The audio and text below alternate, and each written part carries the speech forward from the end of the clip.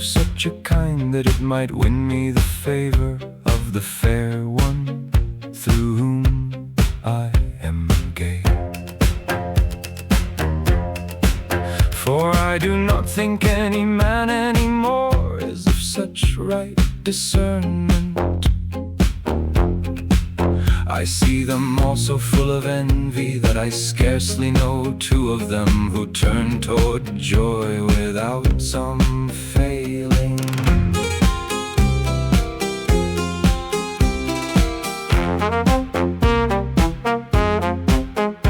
Even those whom I would hold for pure I find slanderers and plotters, and they strive to bring love low. For which ladies have such terrors, that out of true fearfulness they leave off many fair and good deeds, which would be honor and profit to them, if joy might find support. And I go bowed down and bent low, for I am always afraid of my neighbors, that they may say to me what makes me grieve. For thus they all come to me in haste to tell me my heavy ill fortune, and they make me so vexed by it that they almost made me jealous. If I did not have surpassing knowledge,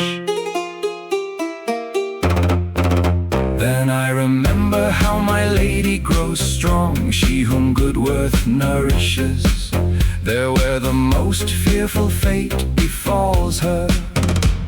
If only she does not swerve from her good conduct, false rumor cannot harm her. For afterwards fair reason comes, and it is right that the truth vanquish it. Ladies have sought out their own harm, for one mocks the other, and at many a base and foolish chatterer they laugh and turn their neck and cheek, but little worth in my opinion as the company that is of base speech, if of amorous pleasures it does not finish and begin.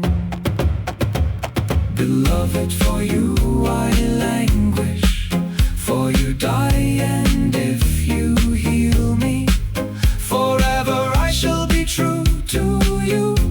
For the good and the honor and the joy and the knowledge and the wisdom that I have all come to me through you.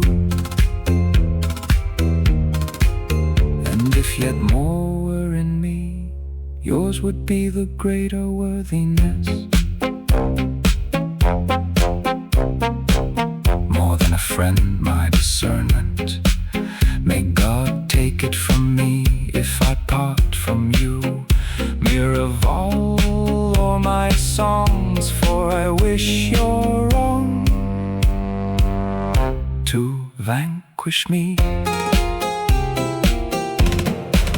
Mantles, your beauty is noble, and your worth is so good, that from the base and the worthy you have praise and goodwill. Little share, but great ill will you have from many rich barons, for you make them all stay low,